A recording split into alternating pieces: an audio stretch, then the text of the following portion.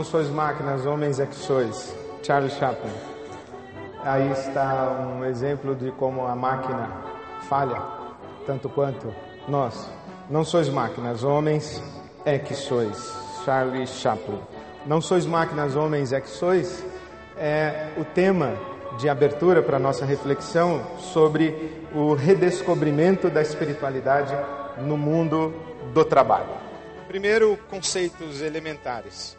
Do que estamos falando quando usamos a palavra espiritualidade? Deixarei para definir um pouquinho mais para frente, mas com certeza não estamos falando de religião no mundo do trabalho. Estamos falando de espiritualidade no mundo do trabalho. É muito importante que a gente consiga fazer essa distinção muito clara. A espiritualidade é uma dimensão da vida humana ou da pessoa humana, assim como a corporeidade e a racionalidade. Nós temos espiritualidade. O Papa tem espiritualidade, o Dalai Lama tem espiritualidade, o Bispo Edir Macedo tem espiritualidade, você tem espiritualidade, um seguidor de Krishna tem espiritualidade.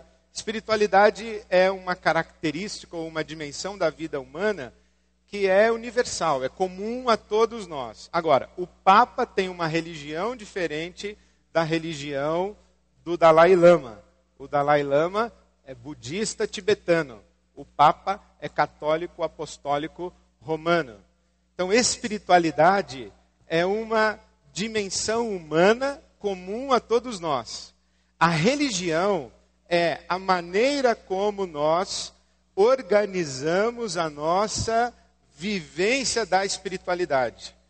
A religião é aquilo, ou é a maneira como nós organizamos as nossas crenças, os nossos ritos, como nós, digamos assim, desenvolvemos ou expressamos a nossa espiritualidade.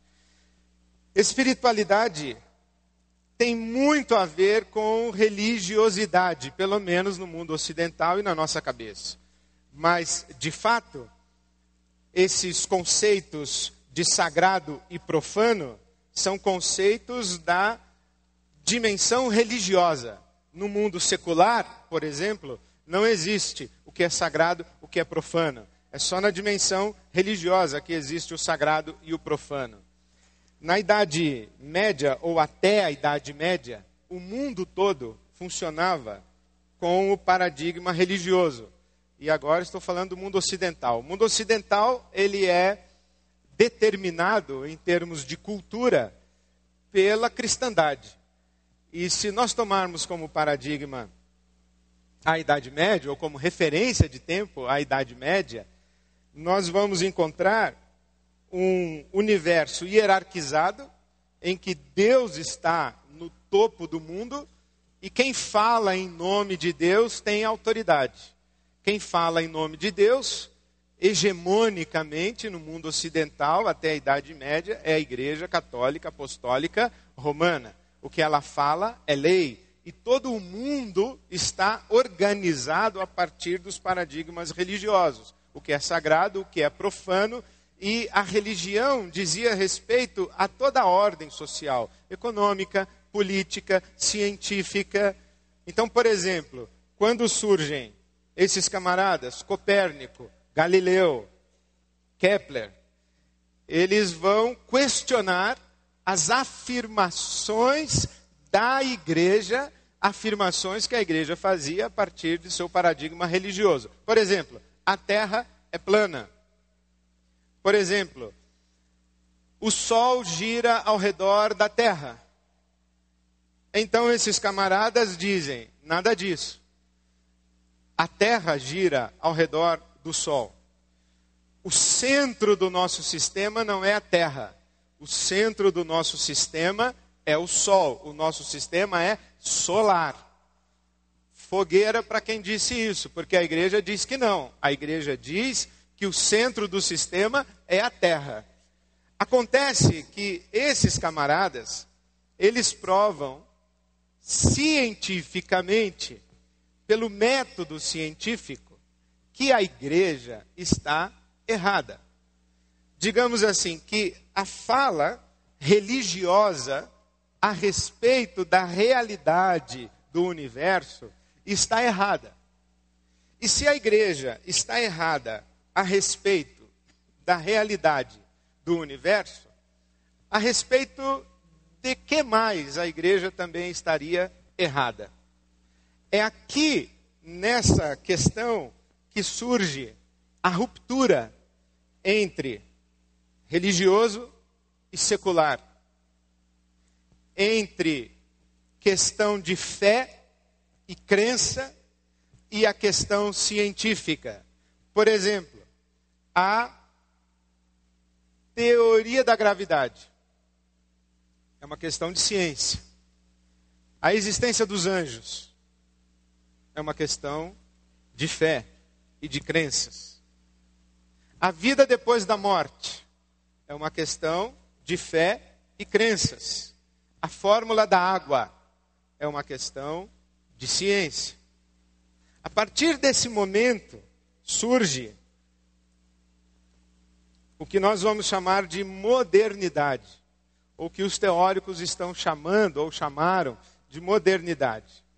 É quando o mundo começa a se organizar sem os paradigmas religiosos. É quando Deus não faz parte mais da explicação da realidade. Em que Deus, entre aspas, não é mais necessário com o desenvolvimento científico, tecnológico, etc., etc., com a racionalidade humana, Deus não é mais necessário. Então, por exemplo, até então, uma boa colheita era a bênção de Deus, uma má colheita era a maldição de alguma divindade. Mas depois que se desenvolve a ciência, já não é mais necessária a invocação do divino para uma boa colheita. A gente tem coisa melhor do que a oração. Aqui, o projeto da modernidade se justifica ou se fundamenta nesses 4 pilares. Não mais Deus, mas o homem. Não mais a fé, mas a razão. Não mais a verdade religiosa, mas a verdade da ciência. E o mito do progresso.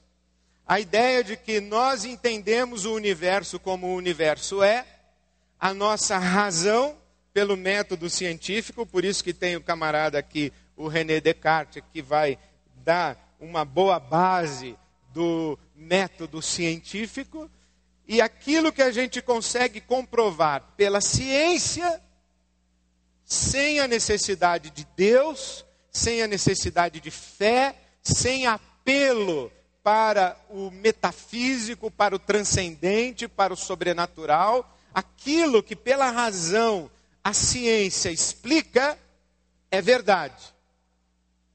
Aquilo que é questão de fé passa a ser um aspecto de foro íntimo, muito próximo da superstição e coisa de ignorantes. A ideia da modernidade é que nós, pela nossa racionalidade, conseguimos explicar o mecanismo, o funcionamento da realidade do universo.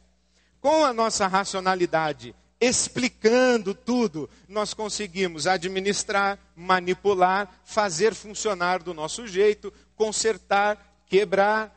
E nós aplicamos isso para toda a realidade.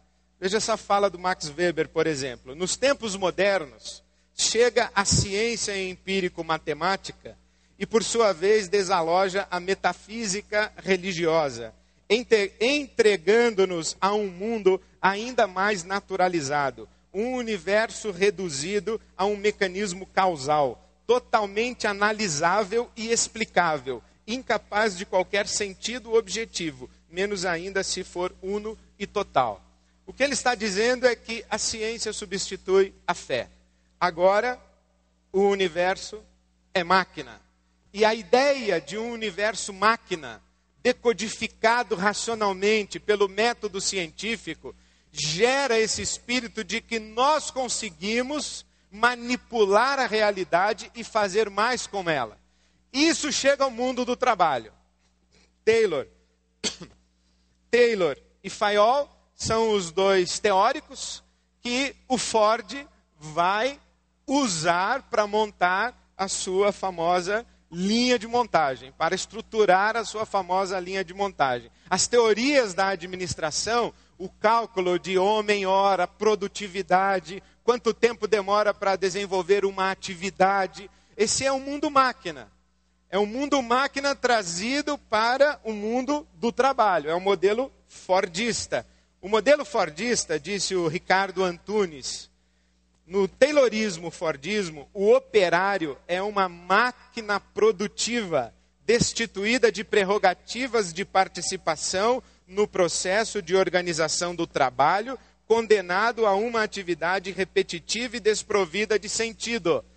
Veja que é interessante, a ciência olha para o universo como se o universo fosse uma máquina, com todas as suas peças encaixadas perfeitamente. E essa estrutura de máquina do universo é trazida para o mundo do trabalho, em que todas as peças estão encaixadas perfeitamente, e inclusive o trabalhador é uma das peças da engrenagem produtiva. Ele é alienado porque trabalha numa atividade repetitiva, desprovida de sentido, e esse modelo fordista vai gerar, ou vai se basear na massificação, na homogeneização e na verticalização. O que quer dizer isso?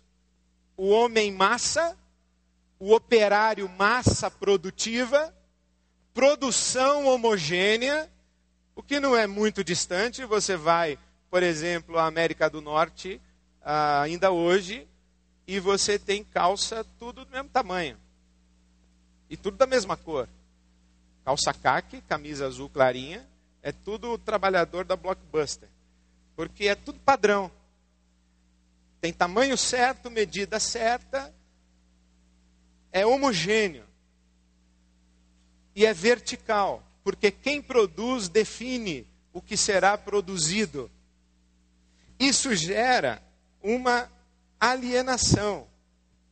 Mas esse projeto da modernidade, ele fracassa.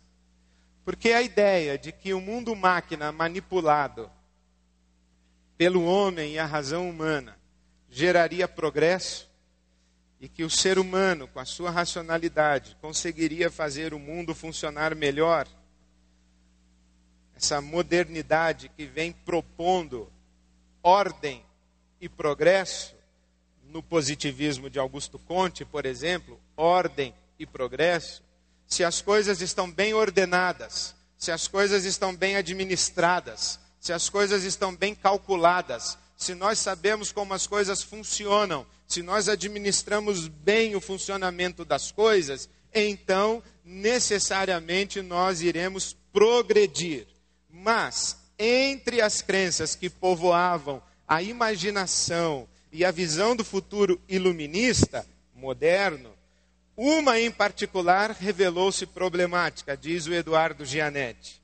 A noção de que o avanço da ciência, da técnica e da razão teriam o dom, não só de melhorar as condições objetivas de vida, mas atenderiam aos anseios de felicidade, bem-estar subjetivo e realização existencial dos homens. Sob este aspecto, seria difícil sustentar que o tempo presente esteja à altura do amanhã prometido pelo ontem. Em outras palavras, a modernidade prometeu, mas não entregou. Ela prometeu um mundo melhor, mas não entregou. Infelizmente, ainda morremos com hepatite C, por exemplo. Infelizmente, ainda temos o nosso mundo com um abismo social. Pobreza, miséria, fome. A produção que o extrativismo predatório é resultado dessa mentalidade de que o universo é uma máquina que eu administro e administro bem e vou fazê-lo produzir cada vez mais para mim. Esse tal mundo melhor que a modernidade prometeu, ordem e progresso, não foi entregue pela modernidade.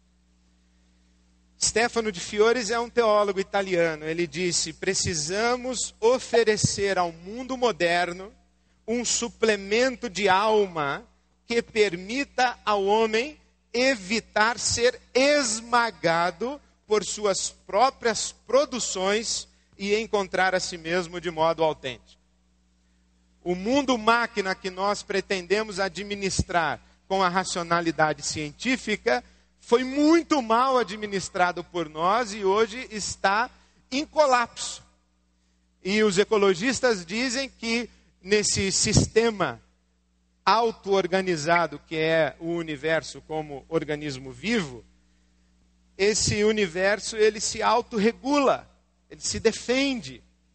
E os ecologistas hoje estão dizendo que o vírus da vez no universo somos nós.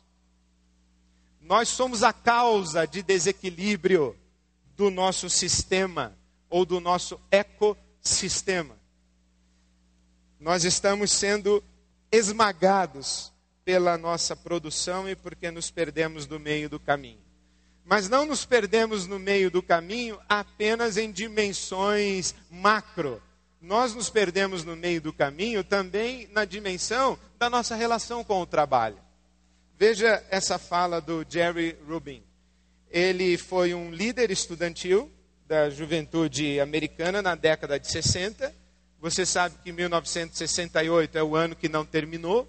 É o ano de fervilhar das grandes mudanças e questionamentos desse mundo prometido pela modernidade, dessa proposta de gestão do universo, da vida, do trabalho. E veja o que ele diz: papai olhou sua casa, seu carro e seu gramado impecável e estava orgulhoso. Todas as suas posses materiais justificavam sua vida. Ele tentou ensinar seus filhos. Disse-nos que não fizéssemos nada que nos conduzisse para fora da trilha do sucesso. E ficamos confusos. Não descobrimos por que necessitávamos trabalhar. Para possuir casas maiores, automóveis maiores, maiores gramados impecáveis. Ficamos loucos. Não podíamos aguentar mais. Aquele modelo de trabalho massificado, de produção, e que instrumentalizava o ser humano, dando a ele um salário para que ele comprasse a sua própria produção, aquele modelo passa a ser questionado. Passa a ser questionado e hoje muitos profissionais, diz a Daniela Lacerda na sua reportagem na revista Você S.A., muitos profissionais já não se satisfazem apenas com a perspectiva de bater metas e receber um gordo bônus no final do ano. Não querem mais atuar numa empresa que tem valores tão diferentes dos seus. Não estão mais dispostos a abrir mão da vida pessoal. Nesse cenário turbulento, a espiritualidade desponta como um caminho para uma relação mais saudável entre os funcionários e as empresas em que atuam, considerando o trabalho como parte de algo que transcende os aspectos materiais e contempla também as dimensões psíquicas, sociais e espirituais. Eu fui convidado para fazer uma palestra numa convenção de vendas de uma grande empresa aqui no Brasil. A palestra foi aqui em São Paulo. Eu ia abrir a convenção de vendas. E foi o meu maior fracasso de palestras no mundo corporativo. Foi um fiasco. Eu cheguei cedo. E fiquei sentado lá atrás. E eu ouvi um discurso que dizia mais ou menos assim: o maior vendedor, ou o melhor vendedor do semestre, vai ganhar uma motocicleta. O segundo vai ganhar uma TV de plasma. E o terceiro, um iPod. E eu lá sentado, quando chegou a minha vez de falar, eu disse assim: você está brincando que você vai trabalhar para ganhar uma moto? E que você vai se esforçar mais nesse semestre para ganhar uma TV de plasma. E que você vai correr atrás de um iPod como prêmio. Se um sujeito me oferecesse isso para eu trabalhar mais, eu ficaria ofendido. Nessa hora, a pessoa que me contratou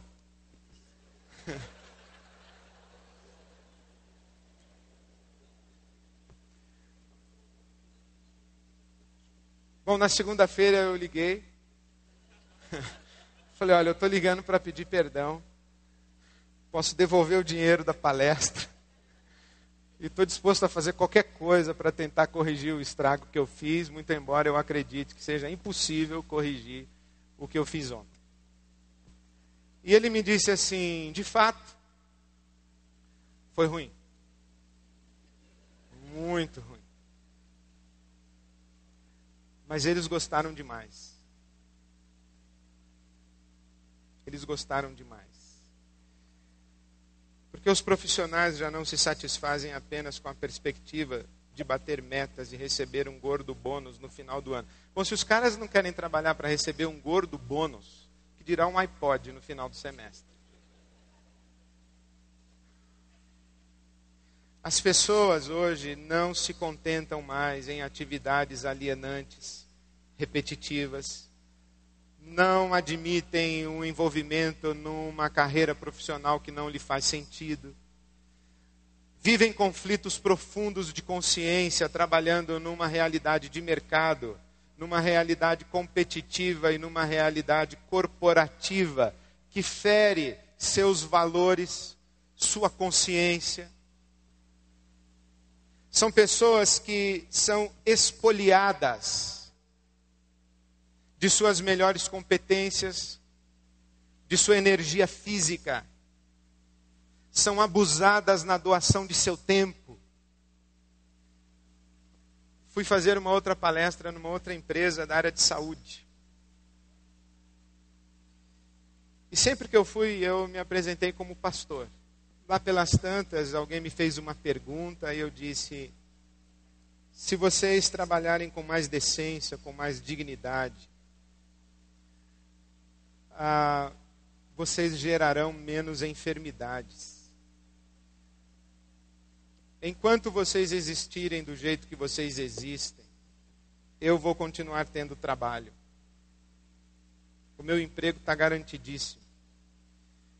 Porque o mundo corporativo, o mundo empresarial e a realidade competitiva do mercado é uma máquina de moer gente.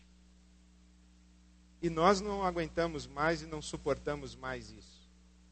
Não imaginamos direito como é que nós conseguimos sair dessa realidade, fugir disso, reinventarmos-nos como pessoas e reinventarmos-nos como profissionais.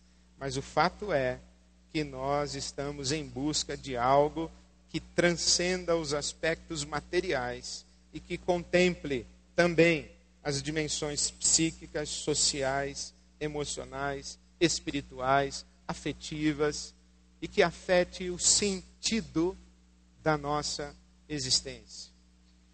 É nesse cenário de questionamento da modernidade que surge a chamada ecologia profunda de Arne Næss, este filósofo norueguês. A ecologia profunda diz o seguinte, que o mundo, o universo, não é uma máquina, é um organismo vivo.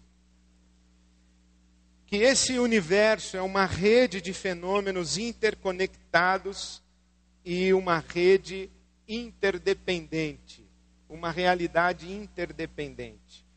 Afirma o valor intrínseco de todos os seres vivos e os seres humanos como parte da teia da vida.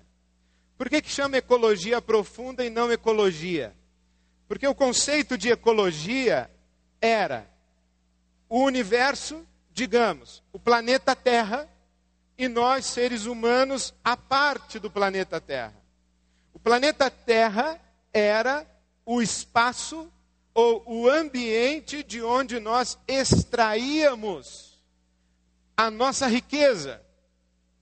Nós éramos predadores A nossa atividade era predatória do planeta, porque nós não nos enxergávamos como parte desse organismo vivo.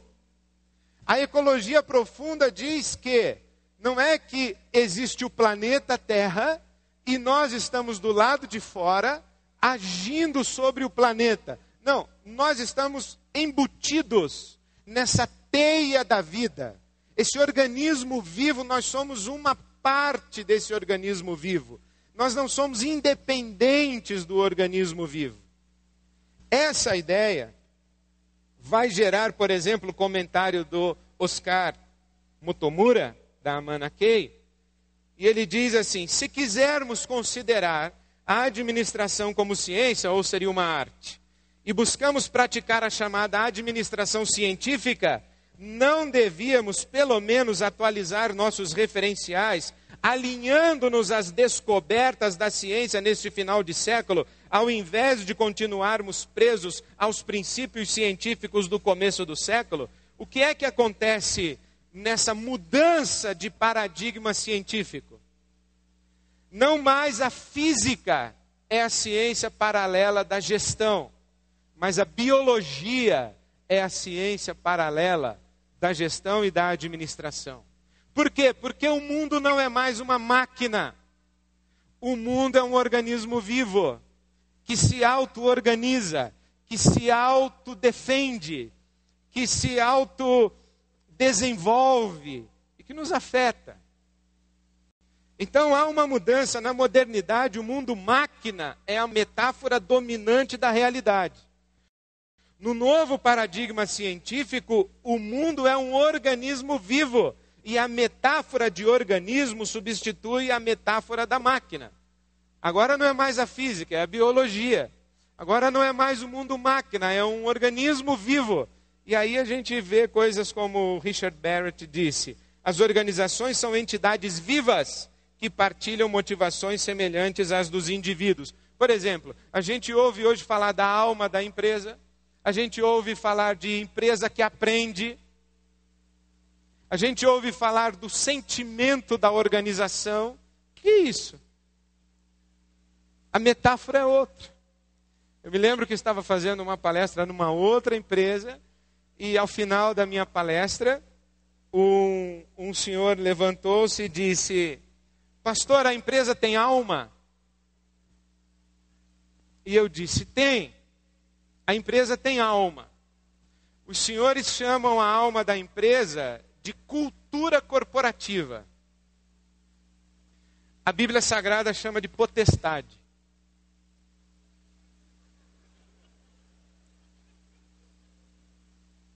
O que é isso? Potestade é uma coisa que funciona como se fosse uma pessoa. Por exemplo, o Senado é uma potestade. O Senado nosso é uma potestade. Porque você conversa com cada um dos senadores, eles são angelicais. Pessoalmente. Mas o Senado faz isso que faz. E as pessoas são obrigadas a fazer o que fazem, e elas dizem assim: eu, se dependesse de mim, não faria, mas eu faço parte de um sistema. Eu estou embutido numa realidade que tem uma cultura, que tem um jeito de se comportar, que tem a sua própria racionalidade, e me obriga a fazer aquilo que eu, como indivíduo, não faria. Eu não sei se é tão verdade assim, mas essa realidade existe. Um organismo vivo tem vontade, tem racionalidade, tem valores, tem crenças, impõe comportamentos, exige lealdades, convoca para compromissos. A empresa não é mais uma máquina, é um organismo vivo. E isso exige uma nova relação profissional. Disse o Capra no seu sugestivo livro A Teia da Vida: em última análise, a percepção da ecologia profunda é percepção espiritual ou religiosa. Quando a concepção de espírito humano é entendida como modo de consciência no qual o indivíduo tem uma sensação de pertinência, de conexidade com o cosmos como um todo, torna-se claro que a percepção ecológica é espiritual em seu sentido mais profundo. A ecologia profunda é uma percepção espiritual ou religiosa. Agora nós estamos falando de uma realidade que tem inteligência, de uma realidade que funciona quase que autônoma à ação humana. Não é mais um mundo que é uma máquina que só funciona se a gente apertar o botão. É um organismo vivo que funciona por si mesmo, independentemente de nós e pode até nos engolir. A empresa também é assim, o mercado também é assim, é tudo vivo. Tudo vivo. E essa ideia de que existe uma realidade espiritual, por exemplo, na máxima do capitalismo neoliberal, que existe uma mão invisível que organiza o mercado. Isso é uma confissão de fé, não é uma verdade científica. É uma confissão de fé. A mão invisível do mercado. Que é isso? É o mercado vivo. Essa ideia faz nascer uma espiritualidade sem Deus, como por exemplo nesse texto do Robert Solomon, Espiritualidade para Céticos, é o título da obra do Solomon. Não há dúvida de que para a maioria dos judeus, cristãos e muçulmanos, a crença em Deus é um componente essencial da espiritualidade. Ainda assim, não é necessário ser religioso, muito menos pertencer a uma religião organizada para ser espiritual. Todos conhecemos pessoas que se afirmam e se acreditam devotas, mas são tão desprovidas de espiritualidade quanto um copo vazio. Você conhece pessoas que se afirmam e se acreditam devotas, religiosas? Gente que diz que acredita em Deus e que é tão desprovida de espiritualidade quanto um copo vazio. Estas percepções do mundo máquina, do mundo vivo, um mundo vivo que é um organismo, que tem a sua dimensão de espiritualidade, vindo na esteira da modernidade que sacrificou a religião como superstição, vai explodir nos nossos dias numa espiritualidade sem Deus e numa espiritualidade sem tutela religiosa. Numa entrevista recente, a intelectual Ann Douglas descreveu sua recuperação do alcoolismo em termos de sentimento de que algo interveio em minha vida. Ela disse: optei por chamar isso Deus.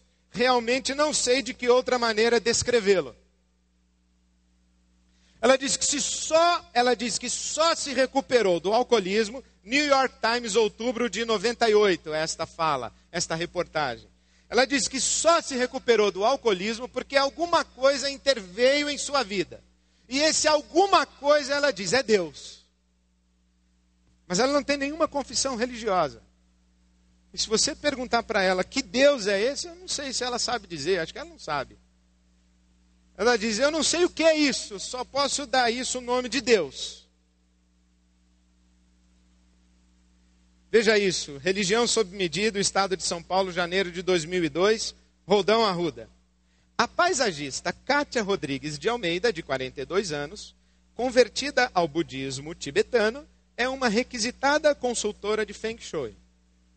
Curiosamente, as pessoas que procuram o escritório de Kátia na Granja Viana, em São Paulo, não são apenas budistas como ela.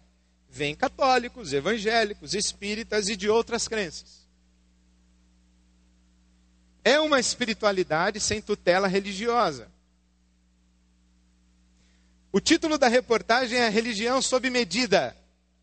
Eu pego alguma coisa do cristianismo, eu pego alguma coisa do espiritismo, eu pego alguma coisa do budismo, e eu vou montando a minha percepção do que é ser espiritual. E eu vou montando o meu cardápio de espiritualidade.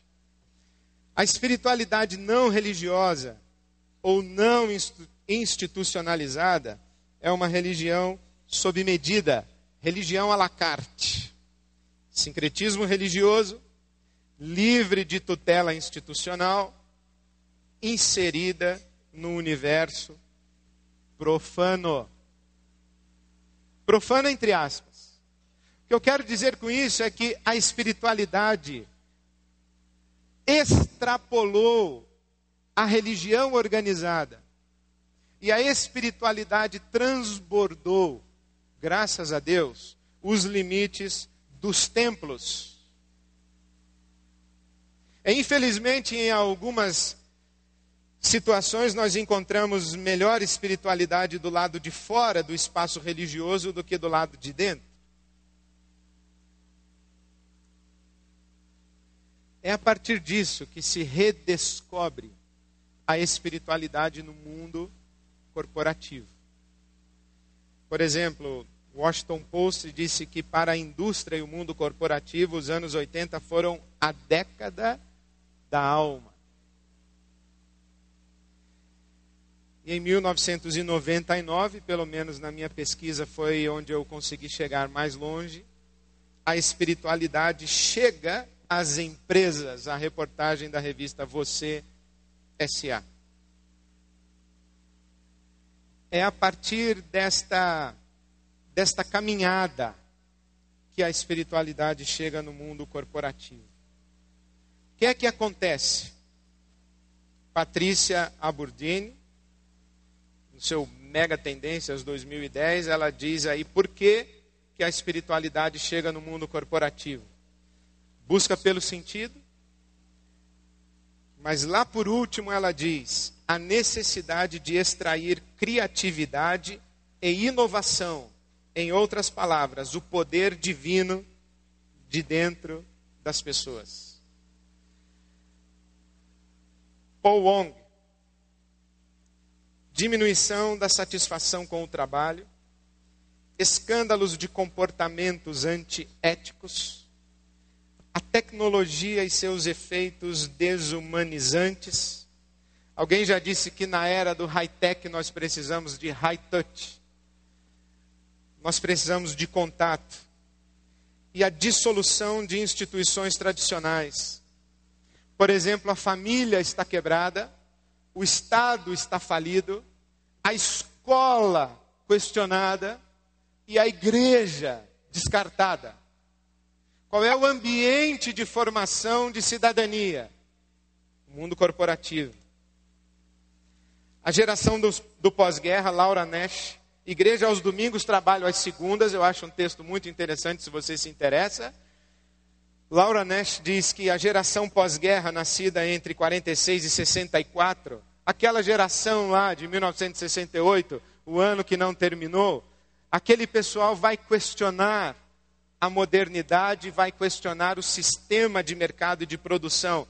A economia global que exige a integração, não há mais possibilidade de nós negligenciarmos a diversidade religiosa do nosso mundo, o crescente estresse relacionado ao trabalho, os novos conceitos científicos, os paradigmas pós-modernos e o surgimento dos gurus de negócios.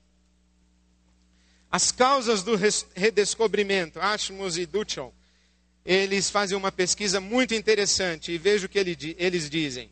O ambiente de trabalho como fonte primária de relacionamento. Onde estão as nossas amizades? Onde estão acontecendo os romances? Onde estão as expectativas de vínculos afetivos? Se passamos tanto tempo no ambiente de trabalho. Você já parou para pensar que você gasta mais tempo com seu colega de trabalho que com sua esposa ou com seu marido? Com seus filhos nem se fale. É uma questão matemática. É de horas. Horas de trabalho, horas dormindo e horas que sobram para o resto. Resto é marido ou esposa, resto é filho, resto é você, sua dimensão de interioridade ou sua dimensão de espiritualidade. O ser humano precisa conectar-se e contribuir. Culturas da área do Pacífico e filosofias orientais. Veja que interessante como é popular a filosofia budista no mundo e no nosso país também. A busca do sentido da vida, mas a pressão da competição global. Em última análise, a combinação da cabeça com o coração será uma vantagem competitiva. Em síntese, o redescobrimento da espiritualidade no mundo do trabalho. A espiritualidade que era religiosa se perde na modernidade. O paradigma moderno gera um modelo de trabalho, de relações profissionais, de produção, de consumo, de mercado, de geração de riquezas. Só que esse modelo fracassa. Ele é questionado. Aí há uma mudança de paradigma científico. Não mais a física, mas a biologia. Não mais o mundo máquina, mas um organismo vivo. Dentro dessa mudança de paradigma surge uma religiosidade sem tutela e uma espiritualidade inserida no, entre aspas, espaço profano. É assim que a espiritualidade chega no mundo do trabalho e é por isso que lá onde você trabalha tem um sujeito que tem a Bíblia aberta em cima de sua mesa de trabalho, tem um gnomo em cima da tela do seu computador, tem uma fita do Bonfim para ajudar a bater a meta de vendas do mês, e tem o pessoal que benze mesmo. Tem a turma que leva pastor para ver diabo na fábrica, para amarrar aqui, soltar ali. É isso. Não é mais a racionalidade científica. Nós estamos lidando com um organismo vivo com todas as suas dimensões espirituais e todas as suas dimensões de existência e de vida. E aí, vale tudo. Vale a boa técnica da gestão, vale o currículo, vale o headhunter, vale o outplacement, mas vale muito mais mesmo, é a oração na vigília para Deus abrir uma porta de emprego. Dá para entender, o mundo em que a gente vive é esse. O mundo em que a gente vive é que não é possível mais nós confinarmos a espiritualidade ao espaço religioso. Ele transbordou e o mundo extra-religião descobriu ou redescobriu o valor ou a inevitabilidade da consciência de espiritualidade no seu ambiente. Mas algo que é muito importante que você saiba, é que quando nós falamos em espiritualidade, isso é muito genérico. Espiritualidade o quê? Cristã, budista, islâmica. Se é cristã, é espiritualidade católica romana ou protestante? Se é protestante, é histórica, renovada, pentecostal, neopentecostal ou pós-pentecostal? De que espiritualidade nós estamos falando? Estamos falando da espiritualidade do Padre Marcelo ou da espiritualidade do Frei Leonardo Boff, que não é mais frei, inclusive? De que espiritualidade nós estamos falando?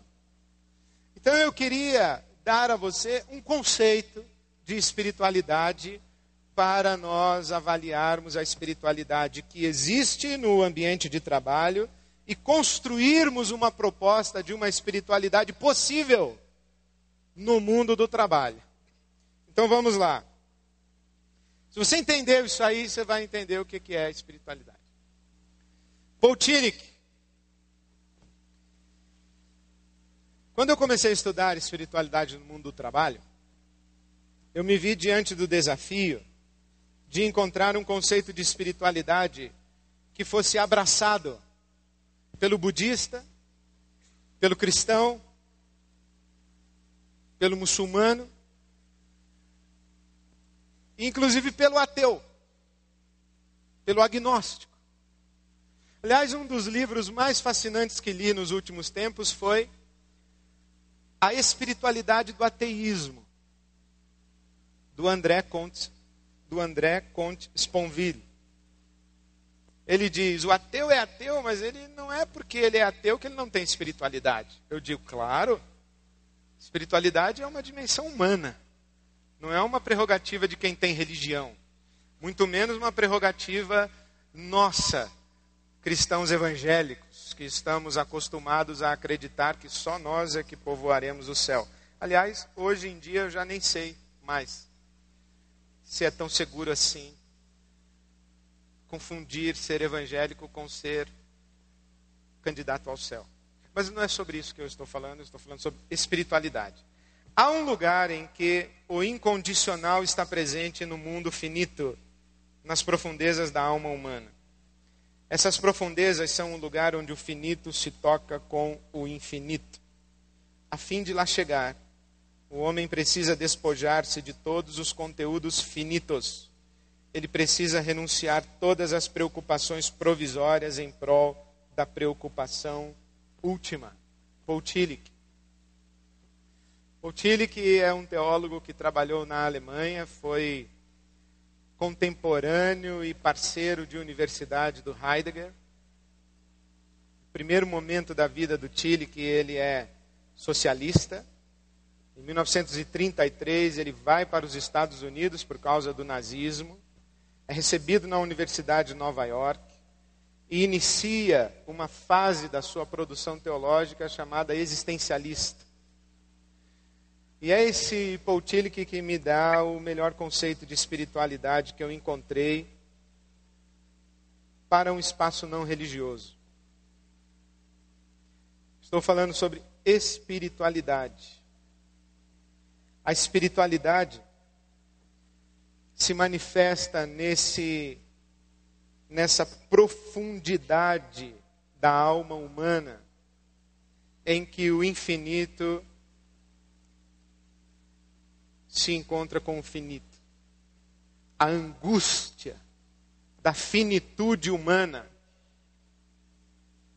a vulnerabilidade da contingência da vida humana, faz com que este ser humano tenha uma intuição do infinito. E essa tensão entre o infinito e o finito existe dentro, no mais profundo da alma humana, qualquer que seja esse ser humano. A espiritualidade se manifesta no encontro entre o finito e o infinito nas profundezas do ser humano. O que quero dizer com isso, se eu entendi bem o que o Paul Tillich sugere para nós? Dentro deste círculo está o tempo, o finito, o que chamamos de profano, a imanência, o mundo das coisas, aquilo de que nos apropriamos pelos nossos 5 sentidos. Mas fora deste círculo está o que nós chamamos de eternidade, está o infinito, está o sagrado, está a transcendência. Aquilo que não nos é possível acessar pelos 5 sentidos físicos. Por isso que o Tillich vai falar das profundezas da alma humana. Vou contar para você uma história que achei fascinante.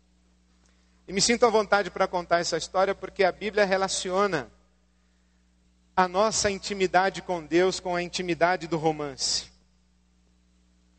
Por isso é que essa história que eu ouvi sobre um romance me esclarece um pouco desse sentimento de espiritualidade. A história de um homem apaixonado por uma mulher, história verídica, e ele está divorciado dessa mulher que fora sua esposa, com quem fora casado, mas ele é perdidamente apaixonado por ela. E ele marca um encontro com ela na praia de Copacabana, ao entardecer, no local onde eles haviam se encontrado pela primeira vez, ou num local muito especial do seu romance. E ele narra, palavras literais. Eu vi aquela mulher vindo ao meu encontro, andando pela calçada de Copacabana, vestida de preto, com uma capa leve que esvoaçava. Enquanto ela se aproximava de mim, atrás dela o sol, ela vindo ao meu encontro, e eu fiquei parado, mas a minha alma começou a dar passos para trás. E à medida em que ela se aproximava de mim, eu caminhava para trás, até que eu colei na parede do universo.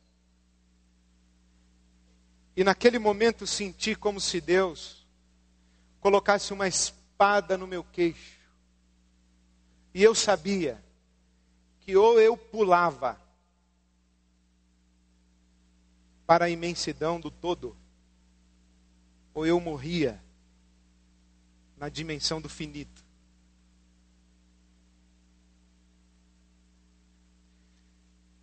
Isso é uma experiência de transcendência. Com todo respeito, eu diria, é uma cantada e tanto. Quando você veio em minha direção, eu fiquei congelado, mas a minha alma deu passos para trás até que colou na parede do universo. E eu me vi diante da opção ou de me atirar para a imensidão do todo, ou morrer cativo ao finito. Não é todo mundo que experimenta isso. Isso pode acontecer quando a gente pega o filho no colo pela primeira vez. Isso pode acontecer diante da morte, diante de uma grande perda. Eu só posso dar a isso o nome de Deus. Essa é a experiência da espiritualidade, quando você está no limite entre o finito e o infinito, em que você sabe que aquilo que você vive, que aquilo que você conhece, que aquilo que você sabe, que aquilo que você experimenta, não é tudo. Mas você não sabe o que existe para além desse tudo que você vive, sabe, conhece e experimenta. Aí você chegou na dimensão da espiritualidade. Por quê? Porque a espiritualidade se manifesta no encontro entre o finito e o infinito nas profundezas do ser humano.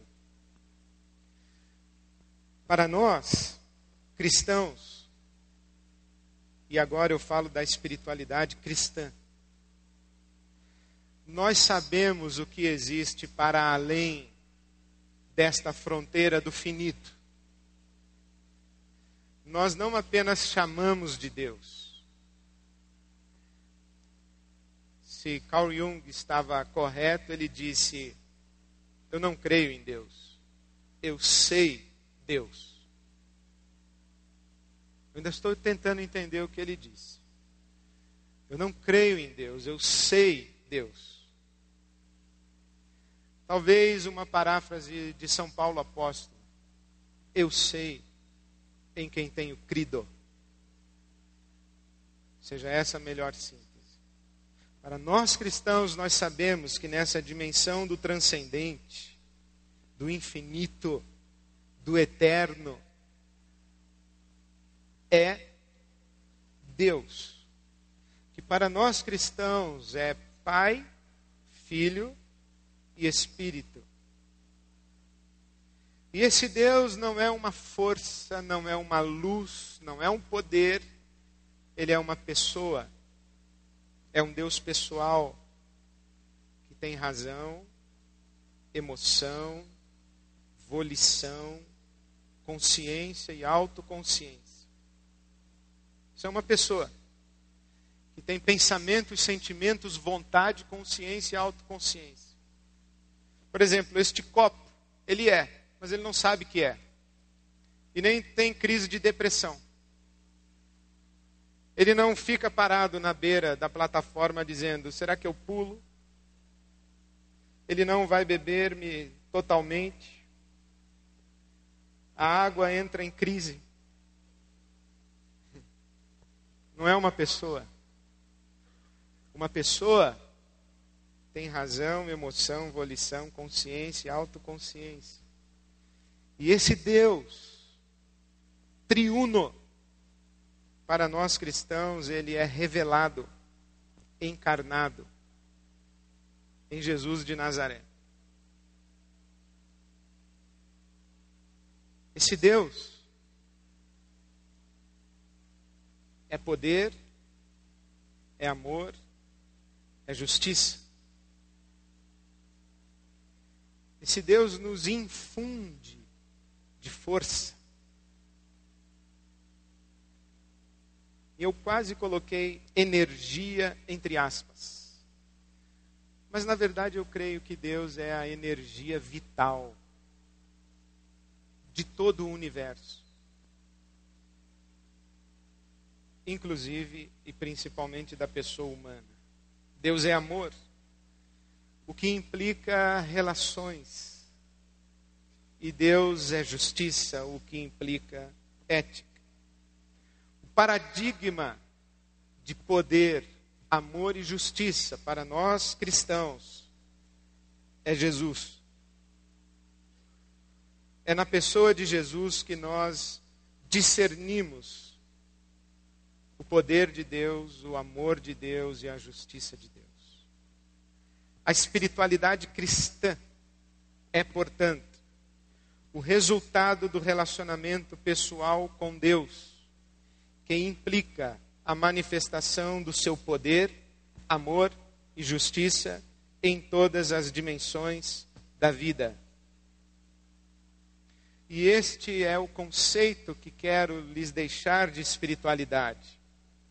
É esta nossa relação com Deus, que uma vez real, deve nos tornar não apenas objetos do seu poder, do seu amor e da sua justiça, mas também agentes do seu poder, do seu amor e de sua justiça, em todas as dimensões da nossa existência, em todas as dimensões da nossa vida, inclusive, no caso para nós, da vida profissional.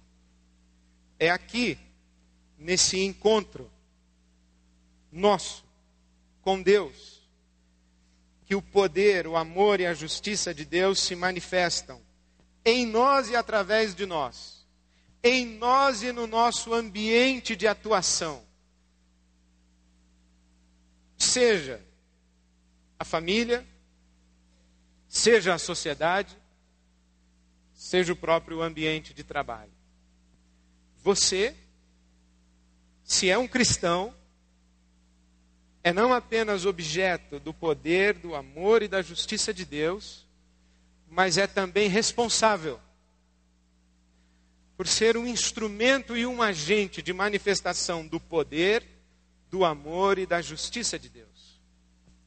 Isto significa que Deus pode e quer capacitá-lo a fazer e ser o que você não faria e nem seria, não fosse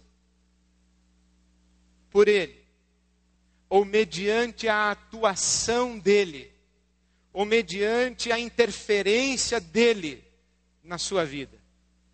Isso implica que você, na sua relação com Deus, é convocado a desenvolver onde você está relações tão profundas que sejam expressões e manifestações do amor de Deus.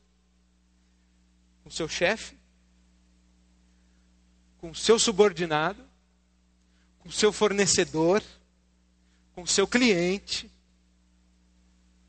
com a empresa com quem você compete, com o seu parceiro, E, portanto, você é convocado por Deus a desenvolver estas relações a partir de uma categoria ética revelada no estilo de vida de Jesus de Nazaré. Nosso trabalho, ou a nossa tarefa, não é simples. É vivermos sob o poder, o amor e a justiça de Deus. E cooperarmos com esse Deus para que os ambientes da nossa influência sejam ambientes onde se manifestem o poder, o amor e a justiça de Deus. Eu lhe pergunto, há espiritualidade no mundo do trabalho? Há. Mas eu lhe pergunto também, há espiritualidade cristã no mundo do trabalho? Aí eu deixo que você responda. Muito obrigado. Boa noite.